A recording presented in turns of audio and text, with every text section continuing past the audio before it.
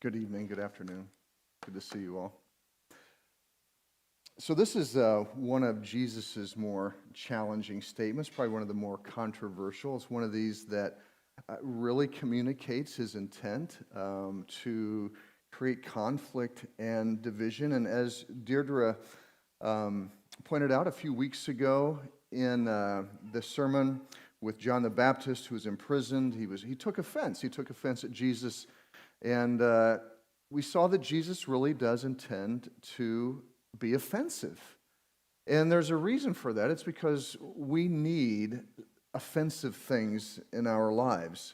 Otherwise, we'll just kind of keep going and brush aside any challenges that come our way. But when we're offended, it forces us to stop and think. It forces us to stop and think about what's being said and about the person that is saying that to us or the people that are offending us. And so this passage falls within the context of Jesus preparing his disciples for the ministry. He's just called all 12 of them. And so these were the core 12 that he was sending out in all of the villages of Israel to proclaim the gospel of the kingdom, to teach people about Jesus Christ. And basically he said, listen, this is a tough call. It's going to be filled with challenges and conflict, and there's a lot of statements in the passages that don't apply to us as readers because they were specific. It was, when you go into this village, go to a home, if there's a man of peace, enter into the house and stay there the whole time as you proclaim the gospel in that town. If there's not a man of peace and they don't take you into their house or they don't want you in the village, brush the dust off of your shoes in judgment of them and go on to the next one. So there's some things that we're not called to apply. But this passage today is something that is going to relate to all Christians. He's basically saying that I will be the cause of conflict in families. And it's not a passive thing, as Jesus isn't saying, I'm going to do this, this, and that, and it's going to happen to cause conflict in your households. He's saying, I have come not to bring peace, but I have come with a sword. I have come in order to create hostility. I have come in order to create conflict in your families. And he says it twice in this long passage to the disciples. And so it's pretty clear that Jesus expects and Jesus is planning on and Jesus is intending to create conflict and division within households. And this is the reason why a lot of people don't follow Jesus. They don't want to create conflict in their homes. Now, it seems contradictory, Jesus' statement, to where he says, I am coming to bring conflict. I am coming with a sword to create hostility in your families. Because earlier, in the same book, Matthew, in the Sermon on the Mount, Jesus says, blessed are the peacemakers. And so Jesus holds up and honors and blesses peacemakers.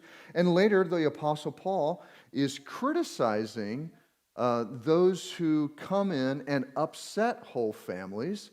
And so there's a work that the elders of churches are supposed to do to prevent families being upset. And so we've got Jesus heralding and holding up peace and peacemakers, and we've got Jesus saying, I am coming not for peace, but to create hostility. So what is going on here?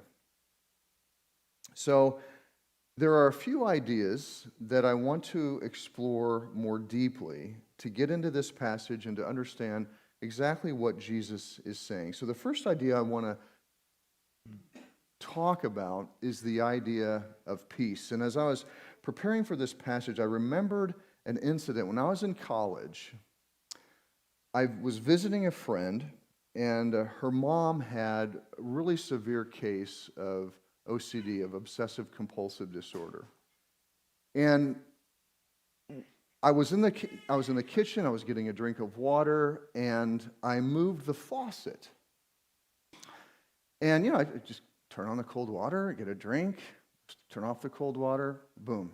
Well, I had moved the faucet from the perpendicular position. Like it was at a 90-degree angle. The sink was spotless. And so my friend, she came up and she moved it back into a perpendicular position with the sink. And she said this, she said, we've got to keep the peace. We've got to keep the peace. And I turned to her and I said, that's not peace. That's not peace. There's not peace in your mom. Your mom isn't at peace because the sink faucet is perpendicular. You're not at peace because you're walking around on pins and needles trying to make sure that everything is just so you don't draw the wrath of your mother. And I said, clearly there's not peace between you and your mom. So that's not peace. That's not peace. It's accommodating based upon a lot of fear. Fear that the mom has, fear that she has, and conflict that exists between them and not wanting to stir that up anymore. Now, I'm not saying she should have been doing something different with trying to keep peace, with being familiar with a household with challenges like OCD. You do things like that, but you can't call it peace. And oftentimes that's what our efforts towards peace are. They are things that we do to keep external conflict down, and it really doesn't address the internal dynamics going on, and it really doesn't create a setting of peace. Note that the conflicts that Jesus refers to, so he says sons are going to be against their fathers, daughters are going to be against their mothers, and daughters-in-law are going to be against the mothers-in-law. And so these are all conflicts between subordinates and authorities in a household. And Jesus later says that. He said, I have come to bring conflict in your households. And there's two directions to the conflict that Jesus mentions. So there's later in the passage, he says there are children who love their parents more than Jesus, and then there are parents who love their children more than Jesus. And so it's this bidirectional.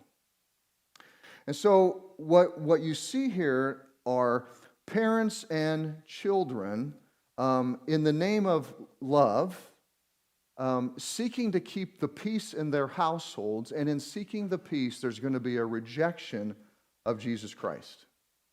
All right, so let's hold that idea of peace up. Peace being just generally the absence of conflict and the presence of harmony and contentment and quiet and tranquility. So with this dynamic of love that Jesus brings up, this love that parents have for children, this love that children have for parents. So the term love is always expressing or trying to communicate something that you have strong affections for. So when you say you love somebody, there's a strong affection for somebody. Now, the difference between the English terms for love, which is basically love, there's only one term.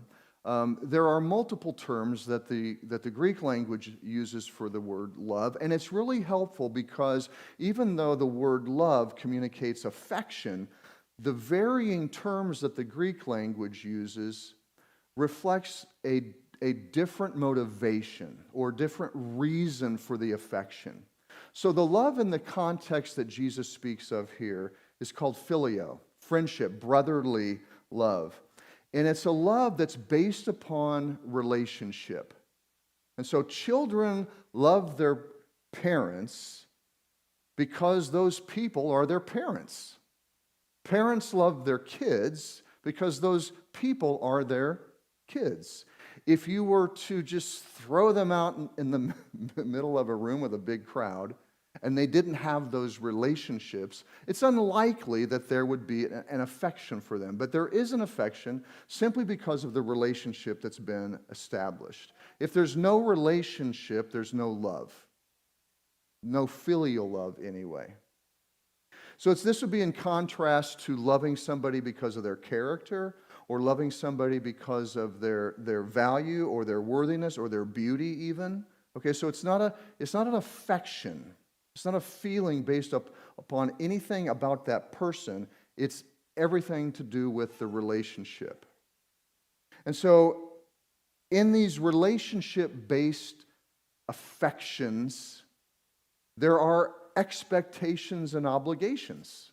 There are relationships of loyalty. There's love based upon a loyalty. And so if everybody is contributing to that relationship according to the obligations and expectations, there's peace. Parents have expectations upon their kids. Kids have their expectations upon their parents. And as long as those are working, as long as those relationships remain loyal, there's peace. So what are the things that these relationships provide? They provide a sense of belonging, a sense that you're needed, a sense that these people have affection for you, that they approve of you, that they think that you are a worthy person because of this relationship. And there's a reciprocity of these things, so there's give and take, that you're important to somebody. So these are important aspects of these relationships. But the question that we need to ask is, are these the type of things that automatically produce or reinforce peace, the absence of conflict? I would say that this type of affection that is based upon relationship and these mutual obligations and expectations, I would say that that is somewhat of a fragile love. It's a fragile love because it's dependent upon another person's response. It's dependent upon all of the people being loyal to those relationships. And so we have to ask the question, what happens then when those expectations and obligations aren't met? What happens when we can no longer fulfill what the expectations are? If we're a child, even a grown child, and our parents are no longer acting in a way that we think parents should, what do? Or if we are a parent and our kids are being rebellious and they're not loyal to the relationship, they're not loyal to the household, what do we do about the dynamic of peace? It's upsetting. And that's why there's violence and that's why there's conflict that Jesus refers to, because what Jesus is saying, he's going to come into the lives of people and he's going to create circumstances where people have to decide between following him and following their family. He's going to challenge the obligations and the expectations of these relationships. And what happens is that eventually these relationships become enslaving. Just like my friend and how she had to leave the faucet. She had to do that or else the wrath of her mother would come down on her. And so if we obviously when we're small children and we have parents, there's a need for us to follow what they want for us to do because it's the best thing for us. But as teenage children, as grown children, the dynamics are going to change. And if those adult children are starting to think differently than the parents, they have a challenge. Do I maintain loyalty to my parents and live under this growing burden of pleasing them, or do I branch out on my own and start to do what I think is better for me or whatever the circumstances or what is true? And the same with parents and children. A lot of times, the parents want their kids to grow up and do what they did and become what they became, and there are obligations that when the kids aren't doing that, the parents feel like they've got to do whatever they need to do to make sure the children do what make them happy. And so you just have these relationships that ultimately become enslaving because they don't want to give up on what the relationship provides. The sense of belonging, the sense of feeling needed, the sense of being important. That's what these relationships do. And we come to this third term of life. And Jesus says if we find life, then we ultimately end up losing it. But if we lose our lives for his sake, we will ultimately find it. And so he's not obviously talking about the physical life. He's not talking about staying alive. And he's not talking about, he's not telling people not to pursue their gifts and their talents and their abilities. There are things that God has given us and called us to pursue for our lives. If we take it in the context of this passage, what Jesus is referring to is approaching life in pursuit of love and peace. How are you pursuing love? How are you pursuing affection? We all long to be loved. We all long for somebody to have strong affections towards us. We all long to have somebody that we can show affections to. And so that desire to love, that desire to be loved, is a strong force for us as human beings in what we pursue to bring us life. And peace is the same thing. Who wants to direct their lives towards conflict? Who wants to direct their lives towards hostility? No, we want to be at peace within ourselves. We want to be at peace with those that we love. And so these are two strong driving forces that I think Jesus is addressing that can be guides to our life. And so what he's saying is that if you pursue life with those primary objectives in mind, I want to find love and I want to find peace. In pursuit of those things, you're ultimately going to be disappointed. Because whatever it is you pursue for life, to fulfill that desire for love, to fulfill that desire for peace, eventually you're going to discover that the sources that you've found, because you've found life, you've found something that can provide this. Eventually what he's saying is that they're going to disappoint you. They're going to let you down.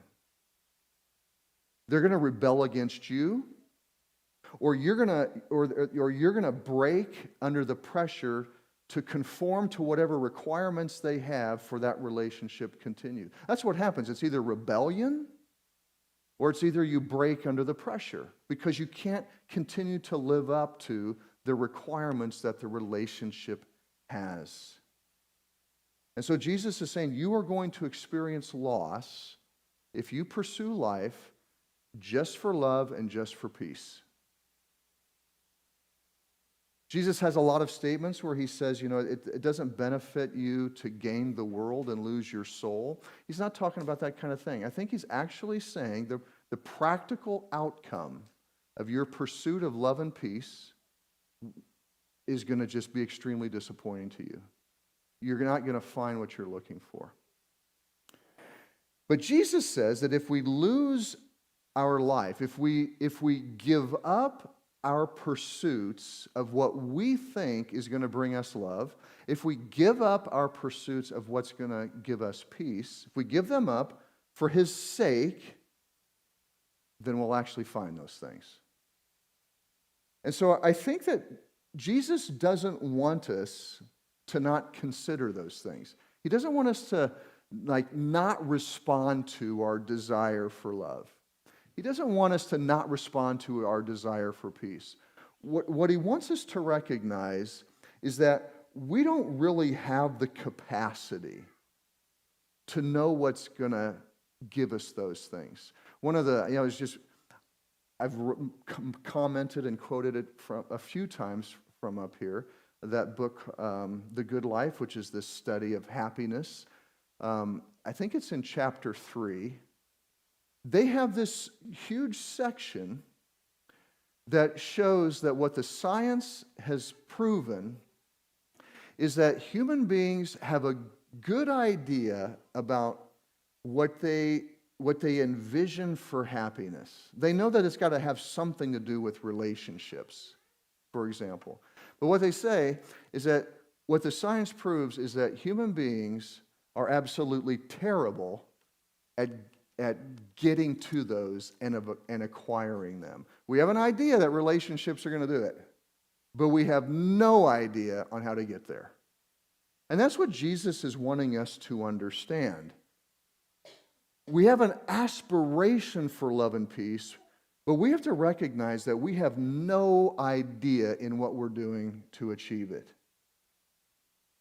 Our surrender, when he says, if you lose your life, it's the call that Jesus makes for us to surrender our own ideas about what's going to bring us love and peace, our own ability to acquire it, and to first direct our desire for love and peace to Jesus Christ himself. These are natural desires that we have. These are natural longings that we have, but they have been corrupted. And in our pursuit of these things, love and peace, in our corrupt state, the things that we put into those boxes to provide us love and peace, they can only go so far in their ability to provide it, but soon they become enslaving idols.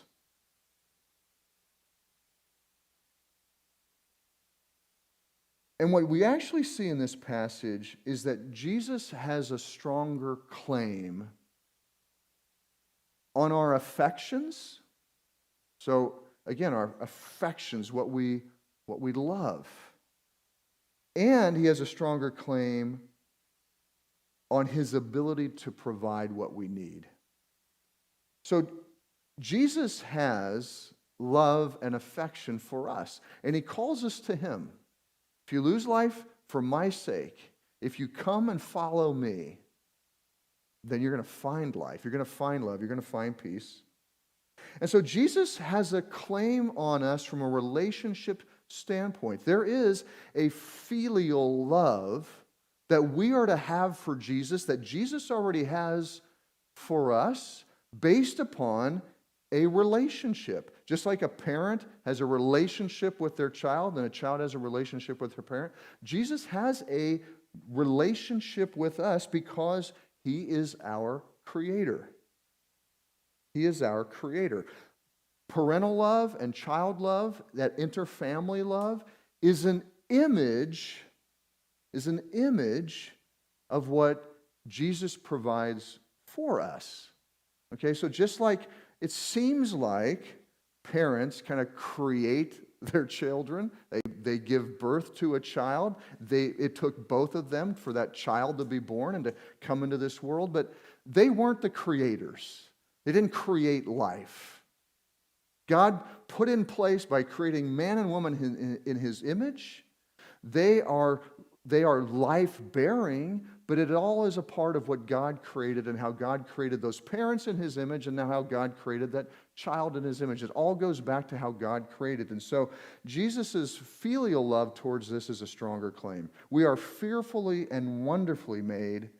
Our bodies, our personalities, everything about us, our identities, our differences, Jesus has made each one of us special and unique and fearfully made.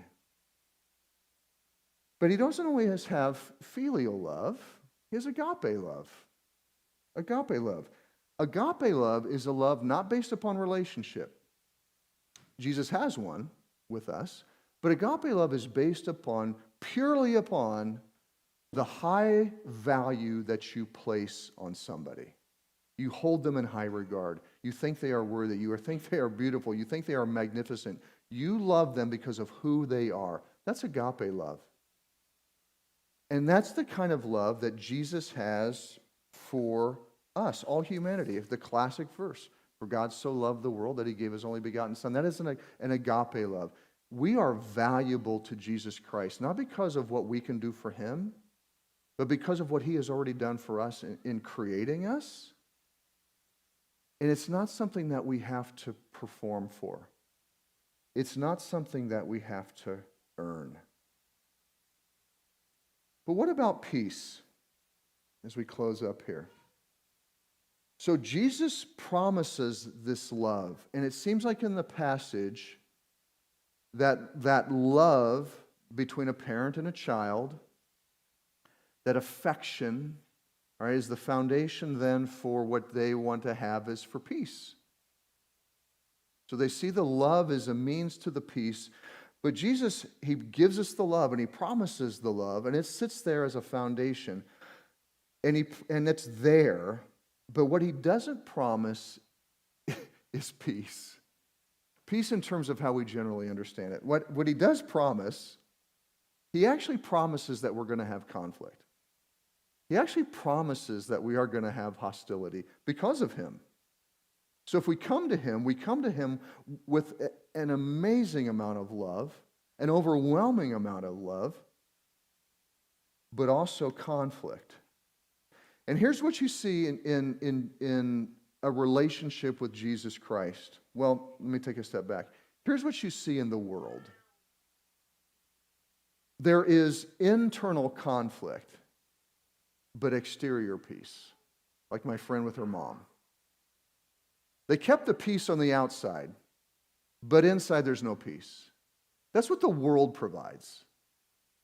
With Jesus, what he promises is an interior peace because his love is so overwhelming. So the prayer out of Ephesians chapter 3, that we would experience and know through the power of the Holy Spirit working in us, which is the Spirit of Jesus Christ in us. We're one with Jesus Christ. What the prayer there is that we would know every dimension, the height and breadth and width and depth of God's love, so that we could experience the fullness of God. And so what Jesus says is, I'm going to give my love to you. You're going to experience belonging. You're going to experience identity. You're going to experience affection. You're going to experience a fullness that's going to give you the ability to handle the exterior conflict that I'm also promising.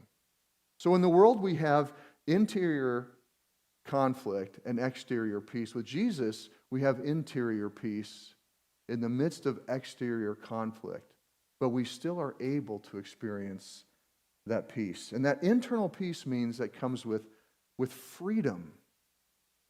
Our consciences are clear. There's no burden of guilt that we are carrying around. There's no burden to perform for somebody that we're carrying around. There's no proving of ourselves. It's completely free. We're free to do what is right, not what other people are pressuring us to do.